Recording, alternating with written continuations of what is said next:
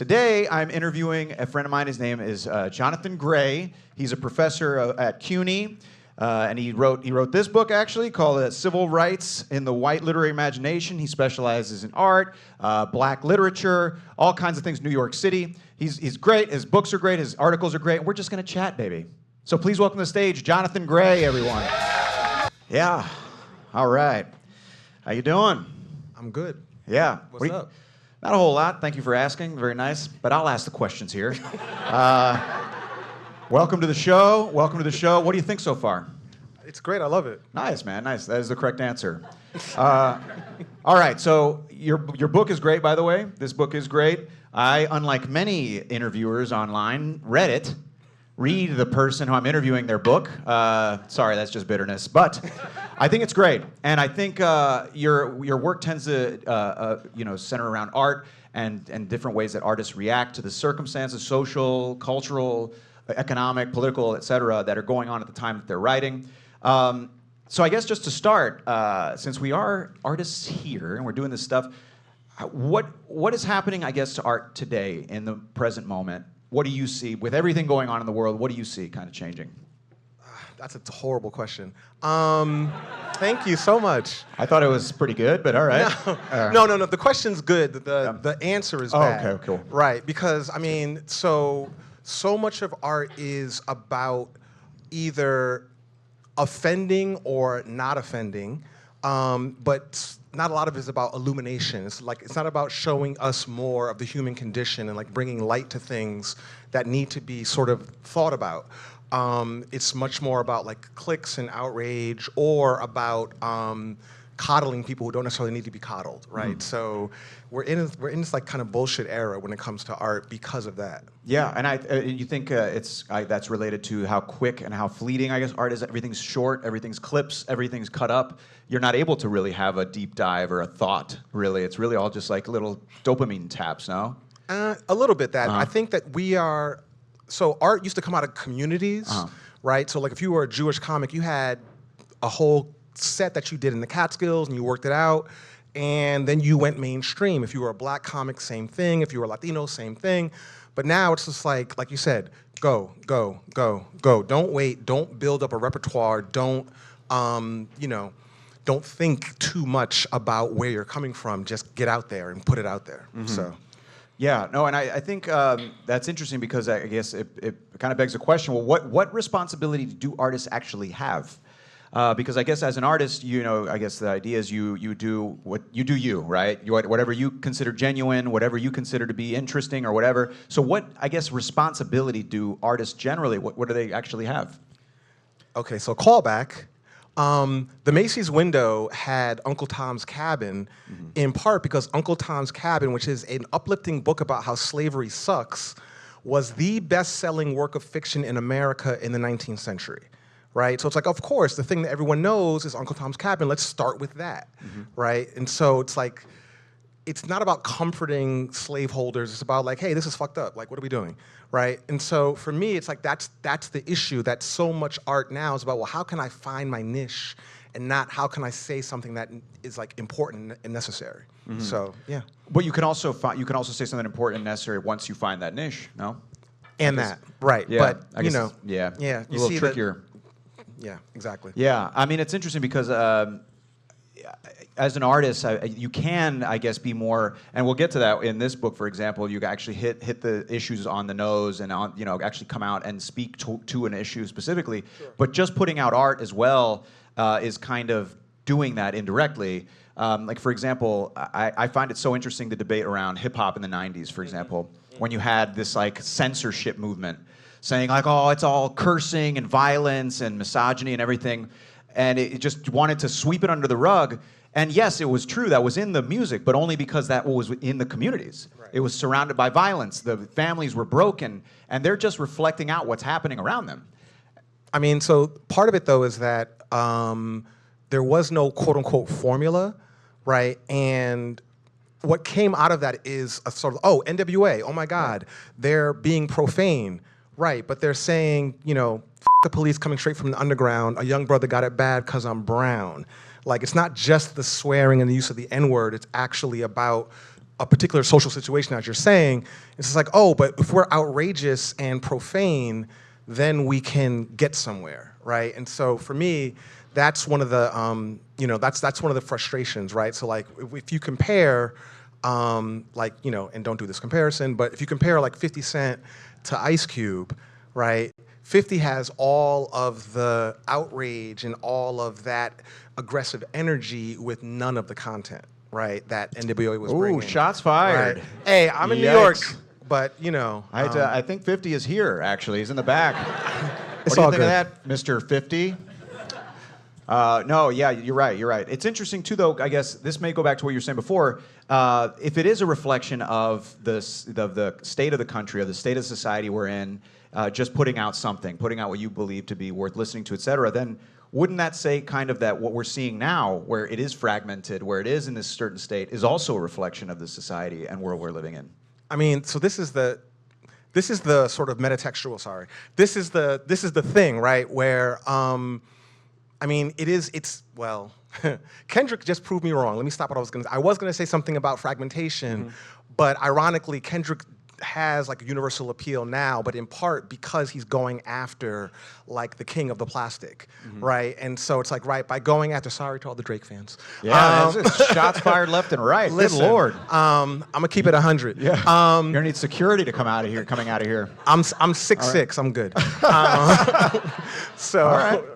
But anyway, yeah, and so this is like one example of, it's like the only way you can achieve a kind of universality is to sort of like weirdly hit 4 quadrants, which like Game of Thrones does this, and so does like the Kendrick Drake beef does this, but so many other things are like much more niche, as to your point, which, I mean, it creates this weird thing where people are like, oh, I like the fact that Trump went on Rogan, that's why I voted for him. I'm just like, seriously? Like, that's why you voted for him?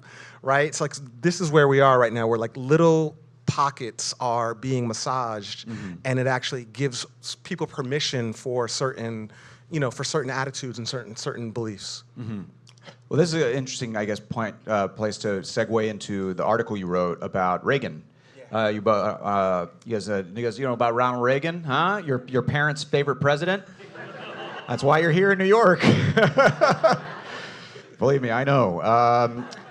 Yeah, so you had this article about Reagan and specifically Tracy Chapman and Chuck D and their response to kind of what was going on then. And you highlighted them because they did kind of come out a little more like forcefully and a little more, not completely on the, but more on the nose than everybody else. Right. And whether they paid for it or it was understood or whatever is another story. But do you think there's any similarities today with any artist doing something the same way, or is that something that needs to be done? Okay, so let's do Tracy Chapman. So Tracy Chapman goes to Tufts. She gets a degree in Black Studies, and then she's like, okay, I could like join like this like, yuppie Reagan America, or I could like sit in Cambridge and like busk and like play my guitar and like have a hat out there to pay my rent. And she's like, I'd rather do that than like join up with this, like this Reagan bullshit. I'd rather like sit around and like sing tunes on, in Harvard Square, right? Today, a young singer like Tracy Chapman already has 200,000 people following her on TikTok, right? And so I don't want to say that that's objectively that's better, right? Because there's so much more reach that a young person can have. She was lucky that a record exec happened to walk by and be like, oh my God, right? And like, hey, do you want to come and do a demo? And he took that demo to LA. And she's famously very, very private. And so, most people don't know this, but she didn't think anything was gonna come up. She said, sure, I'll come in and I'll sing for 10 minutes for you. And you're gonna give me $500, thanks, I can pay my rent now. Right? She didn't understand that suddenly, like a year and a half later, she's gonna be singing for Nelson Mandela, right? Which is literally what happened, right? So that's like a great example of how, and so in some ways, she wasn't thinking of herself as a product, right? She wasn't Instagramming or TikToking or YouTubing, no shade. I gotta pay my rent too. Indeed. But the rent is too damn high, right? But she wasn't doing any of that. She was just like, yeah, I'll figure it out. But for now, I'm just gonna do this, right? And so like the conditions for art have changed so Yes, dramatically. that's true. It's right? almost like if you don't do any of those things, you don't exist. Yeah, what are you doing? You don't exist. Like, yeah, like you're a good singer. How come you don't have a YouTube? Yeah. Like, you know, like Yeah. that's like where we are. So, Yeah. Okay. I thought it was interesting too. You talked about, and this you see this kind of happen every now and then, in different conflicts even around the world. In your book, this book, by the way, this is a great book, guys. Civil Rights in the Literary Imagination. And what Jonathan does is he tracks 4 different authors, 4 famous authors who lived through the civil rights movement and their changing perspective based on the civil rights movement. So you get to see kind of the pivot they made. But what's interesting is the type of pivot they made. Each one kind of has a unique pivot that doesn't totally, accept this change. You see the stubbornness. You see all that inability to kind of accept reality. And Robert Penn Warren, very famous author, I don't know if you guys know who he is. He wrote All the King's Men. He wrote a lot of different stuff, but he had a thing where he talked about waiting for a leader for the civil rights movement, and this idea that this kind of excuse, like once somebody comes who can bridge this gap between the two sides, then maybe we'll be okay. But until then, this is all chaos. Right. This is all insane. We got to wait for that person, completely overlooking the fact that there are plenty of leaders out there risking their lives, dying for that same exact thing. And I was wondering if you see that kind of happening today in all over the world, even in different places going on in the world. But if that's something that I guess translates still today. That's an impossible question, but I'll give it a shot. Oh man, I mean, okay, so again, okay. Just bear with me. These are hard questions. No, but just bear with me. If you guys remember the Arab Spring, mm-hmm. right? The Arab Spring was happening. A lot of it was happening on Twitter, like in people's DMs on Twitter. You had activists in Tahrir Square in Egypt. You had activists in other parts of North Africa organizing on this platform, right? And one of the things people don't talk about, and they should, and this is like easily Googleable, half of the money that Musk put up to purchase Twitter came from the Middle East. So it's like, oh, right, this thing that was used to like go around our backs and sort of build community here. Oh shit, all right, well let's just give that over to this narcissistic asshole and we won't have to worry about that anymore, right?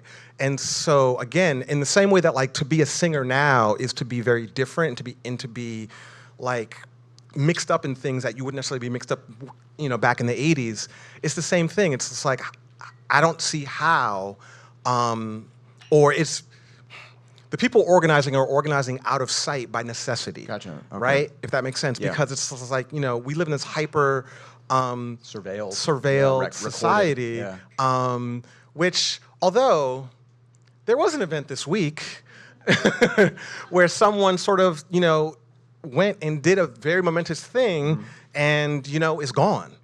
Right? Yeah. And I'm just like, dude, just please don't get caught. Like, you're the hero we all need. No, yeah. but I mean, and so those kinds of acts are possible, but what's not possible, okay. So everyone knows about the Black Panther Party, but there was another party, oh my God, I just blanked the name of it, but thank you. The Young Lords, but Tupac's parents were part of New York City local. Anyway, there was another group, and they actually, these are the people who broke Assata Shakur out of jail, right? And most of them stayed at large for like almost a decade. Mm-hmm. Thank you. The Black Liberation Army, which was like the New York City iteration of the Black Panthers, and this was what Tupac Shakur's mother was a part of, and others. They broke Assata Shakur out of prison and were able to stay, most of them, at liberty for a decade, right? And so it's like that's like a material change that's just not possible today, right? Like a one-off is possible. Like one dude, not me, but one dude looks a little more generic. For the record. Like a little more generic than me. I get caught like that. Sure. But one person can step and do this thing and then get on the city bike and get out and, be gone just like that. But that person can't organize and build over a decade, right? How, right? So it's like, anyway. Yeah, So no, and I'm that's glad you brought that up because that kind of segues into another thing I wanted to ask you about. So in the same book you talk about William Styron, who wrote a so he's the guy who wrote Sophie's Choice, very famous author, and he released a piece on Nat Turner, and basically it showed kind of his switch. Nat Turner led a rebellion, was put down obviously, but it was a very bloody rebellion. It was a slave rebellion. And he wrote this piece on him, kind of giving him a little bit of credit, but also withholding a little bit of the agency and will, not giving him the full humanity and dignity that he would have given someone, let's say, most likely white. That being said, I couldn't help but when I read that, think of what's going on now with what the, I guess, narrative around what you're talking about with the UHC that I guess what just happened. This same kind of narrative where people will bend over backwards to actually address what this guy was actually trying to do. Although, honestly, I've been surprised at how much they've been willing to concede, to be honest. Right. We've been watching daytime television, and they're even saying, well, people have gripes. Right before they bring someone out to make a casserole, you're like, holy crap, they're actually, they're actually talking about this stuff. That's kind of encouraging, Right. So, but I don't know if you could talk to that. I mean, okay, so for me, it's a little bit performative, right? Because it's like, oh my God, I'm so surprised that all these comments on the CNN article were like crying with laughter emojis. Right. Like, what's going on there? And it's just like, what's going on there is people's health insurance sucks. Yeah. Right? And I mean, People have died. A lot of people have died. People died. Right, Yeah. exactly. And so for me, it's like I've been trying to watch a little bit of it, but it's like, this is so interesting that people are upset about this. Yeah. Wow. It's so fascinating. Yeah. And now to the Knicks. Yeah, right. And it's just like, it strikes me as performative because Sure. they're not actually willing to sit with this for a second, right? Because it's like, wait, this seems to be crossing every demographic.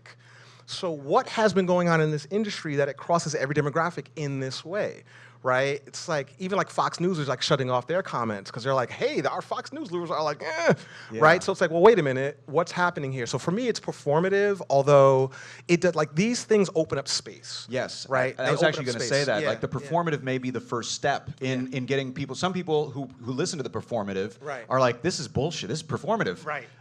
This person's not going far enough, and those people otherwise would have been turned off. And they're seeing it all happen now, and it's like this slow build. That we're just kind of seeing this big turning point, maybe. I mean, okay. So turning point is for me the issue, right? Mm-hmm. Because we had the largest social protest movement around George Floyd, Sure. Yeah. And suddenly it became, oh my God, people hate the police, and that's not what anyone was saying. Right? It was like, oh, let's take the money that we give to the police and give that money to drug addiction and to social services and to homeless outreach and to, New York spends $1 billion on the NYPD. Let's spend $700 million and spend $150 million on homeless people. Mm-hmm. Radical, right? Not radical at all. But somehow it became caricatured into we hate the police, right? Whoever we are. Right, and so that's what I mean. It's like the space is there for this to rise up, but I'm really curious to see what happens in 6 months. Yeah. Is it going to be my fear, and sorry about this, my fear is people are going to say, well, yeah, see, we have to cut Obamacare and get rid of national health care because you see, they don't even want it. Because when they killed the guy, they were happy. It's like, no, that's not what, so this is my... Yeah, I mean, my fear from having read all the dystopian novels and everything is that this is the excuse to surveil us to the teeth and to basically take what little rights we have and just basically say, well, it's dangerous out there, people are doing whatever. Right. Now we need more cameras, we need to get into your phone, we need to have less freedom, we need to have whatever, and it's your fault, and this is what you get. Because Lord knows the last option, which is not going to be taken, is to actually fix the system that people are mad at, God forbid. Yeah. But yeah, that's okay. Well, that's an interesting little topic to talk about, huh? The death of the UHC CEO. Well, I guess before we move to you write a lot about comic books. I do. And I think that's really interesting. You write about comic books and how they change in the same thing. And I think it's interesting that comic books, they inhabit this kind of middle ground between pop culture and politics. And it's a very interesting kind of place they inhabit. I was hoping you could speak to the importance of comic books today, because I guess people don't read them as much, but you do have lots of comic book movies, which I hope you agree they're making too many of them.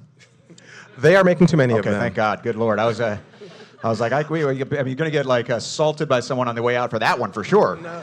If you do like those movies, but yeah. So I was hoping you could speak to that maybe a little bit. Right. So okay. There's a but there, right? Yep. So they're making too many comic book movies, but they're still making way too many like NYPD type Sure. shows where the police are brilliant Yeah. and they solve the crime like that, and like no one's ever sexist or racist, and so it's like if we could cut back on that and create space for something not superhero related, that'd be great, right? But People were like, yeah, right. yeah, no, I Yeah. know, but this Yeah. is the thing, right? Yeah. It's like, hey, how about some different kinds of stories than these other stories, right?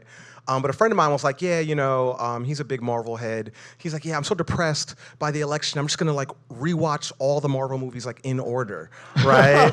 As like a way of soothing. No, so I was like, okay, cool. Like, let me know how that goes, right? Yeah. And then he was like, oh my God, I got to Captain America: Civil War, where the government is taken over by a bunch of neo-Nazis. And then he was like, I had to stop watching. I was like, yeah, sorry, homie. I think we found. I think we found the UHC shooter. Right. I think that's. I think it's. I think that guy might have gone on. That a might have been rampage. him. It's true. Yeah, No, that no, guy no, might no. have gone on a rampage. Yeah, but what it says is that there's something in there Yeah. that is like somewhat inescapable because Yeah. they are about justice and not about the kind of like, we're gonna put the perp away, right. kind of justice, but more of like a structural thing. So that's like, don't go see Craven, please. But like there are, like if it's done well, which less and less it's being done well, it can get to issues of justice and politics and fairness, and so. Yeah, that's the big if they ever start making real movies again, and that's like paint by numbers or whatever. But it's really, it's terrible. I don't know. To be honest, here's my theory. You guys can you can use this. Huh? I think it's almost like this TV execs and movie execs it's almost it's contempt for the audience. It's almost like, one of my friends used to have this story where he went on stage and he bombed doing all his best material, and the comedian after him went on and just killed doing hacky stuff. The guy gets off stage and my friend looks at him and is like, oh, nice work, because they both realized how hacky he was, and he goes, hey man, they're pigs, feed them slop. That phrase has stuck with me ever since, because that is how they look at us. They're like, they'll pay money for this dog shit. Just keep giving them dog shit. Yeah, make it with AI. They'll still pay money for that. They don't care. Anyways, I'm gonna go off on a rampage. So go flip like a police car and everything. So, all right. So let's keep this moving. We're gonna go to something a little lighter here, a little quick thing to kind of get to know you a little bit. I'm gonna forgot to show this. There's you. We're gonna do a little thing we call rapid fire questions. There you go. Oh, we're on fire. Look at us. We're on fire. We're burning. Okay. All right. Here we go. Get to know you a little bit. We only got a few minutes, so cram as many as we can. What's the craziest thing you've seen in New York? Cop car on fire. Really? Yeah. Wow. Sick. All right. All right, no further questions. All right, well, okay, what's one book you would recommend to someone? Like, okay, I got to give you a book that's going to really impact your life, change your point of view. What's that book? Don't say your book. No. Okay. Hell no. All right. Song of Solomon by Toni Morrison. Yeah, okay. it's a really, really brilliant book, and it has one of the best opening paragraphs in American fiction. Yeah. Song of Okay. Solomon. All right, I like that. All right. What place in New York City represents the city to you? Oh my God. I gotta say, actually, Union Square. right? Interesting. Because Very interesting. if you go to Union Square on like a hot Saturday night, you're gonna see everybody. You're gonna see, Yeah. That's true. skateboarders. You're gonna see all kinds of, hedge Yep. fund people. Everyone's gonna just be percolating there. If you sort of circulate for a couple of hours, you'll come across all the different parts of New York. Yeah. Hare Krishnas, Hasidic Jews, Yeah. like everything will be in Union Square. Yeah, that's true. It was like a crossroads in a way, and it's also a center of protest. Like when people are mad, they kind Yep. of just gravitate Yep. there. It's kind of cool. Okay, it's also the farmers market. So it's a, That's what I'm saying. I mean, exactly. Like you have organic food. Yeah, exactly. You have everything. yeah, exactly. More organic eggs. More organic. Okay. What's a good slogan for New York City? Don't fuck with us. Until that big hurricane finally hits us. Or Okay, if you could live one other place in New York, where would it be? Ooh. Can domestic and one foreign? Sure. So domestically, the other place I love is New Orleans. Yeah. People have said that Oh before. my That's a God, common one. And the other place is it's like this is like super nerdy. It's like Numenor from Lord of the Rings, Venice. Venice is like it's stupidly beautiful. It is beautiful. Yeah. So But just, I will just for the say- sheer beauty. Yeah, I've been there before. I did the Tom D's Big Venice show there. No, I didn't. But I have been, and there's a ton of tourists, man. You gotta go. So you gotta go in like October. Yeah. Like if you go like in the fall, like after the tourist season, you can just like walk around, and it's just like. It's like a cool ass place, but It you're is right. very- it's like, beautiful. It looks like a movie set. It It looks- is. yeah, It's yeah. crazy. Yeah. Yeah, that's a good one. Okay, Venice. All right, finish this sentence. I can't live without blank. Ice cream. Ice cream. Oh yeah. All right, someone's got a strong stomach. Nice, good for you. High metabolism. Good for you. Good for you. I have to plan out a whole weekend when I eat ice cream. I have to cancel all my appointments. But it can be worth it sometimes, you know. It's pretty good. Okay. Well, here's I don't know if this is going to be an overlap. What's your favorite New York City food? Oh man. That's not a fair question. Damn. Life isn't fair. I know. Okay, so in Crown Heights, there's a Trini place that does doubles, and there's like when I need some good comfort food, those the doubles. I don't even remember the name of it. Oh, I just okay. know how to get there. I can just walk. He doesn't and get remember the them. name of it. Right. Right. He doesn't remember the name, everybody. Oh my God, it's so good. At least you answered. No, but if you Yeah. look up like West Indian doubles, it'll like the best in the city. It'll come up. It's amazing. Ugh. Okay. Okay. Cool. All right. We have a lot of Crown Heights people here today. Crown Heights. I think they got bussed here. People just took a bus. It's an outing. Crown Heights outing. Going into the city, everybody. Put on your fanny packs. All right. All right. If you could do any other job other than writer and professor, what would it be? Okay, so I got fired from every job I ever had until I got my PhD, and so honestly, I'm not really suited for anything else other than That's kind of like cool. the longest thing I did was be a bartender, and that was again just to pay the rent while I was in grad school to finish. Here in New York, you're a bartender? Yeah. Oh, okay. Yeah, Is the bar still around? So this was fancy. So this is 11 Madison Park. Well, No. So before, you still got that employee discount? Before Danny Meyer, who owns okay. Shake Shack, he used to own it before it got like strong armed and Gotcha. it got super elevated after the fact. I would not have been able to work at the new one, but the old one was fine. So that was like, What other jobs did you get fired from? I mean, everything. Really? Like folding clothes at Benetton, just like doing whatever. Like it was like, I'm just like an opinionated nerd. So. Nice. You're just folding clothes. You know who made these clothes? Guatemalans. Getting 11 cents a day. Yeah. What do you mean I have to go? I have to go? Those sweatpants cost 5 cents to make, and they're on sale. Okay. Exactly. Okay. What's your favorite? What's your favorite New York movie? Oh, wow.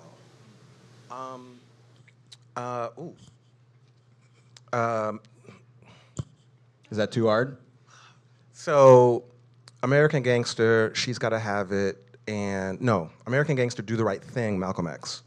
Not in that order, but those three. Lots of Denzel.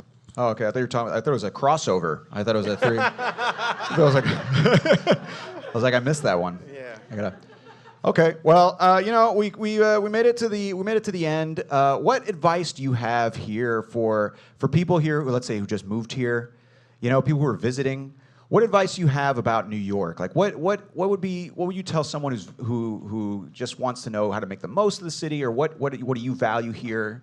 Like, what would be your last piece of parting wisdom on the city of New York? It's actually a great place to be if you're broke. Just figure out openings of things, like openings at galleries, openings at bookstores where authors are going to be signing.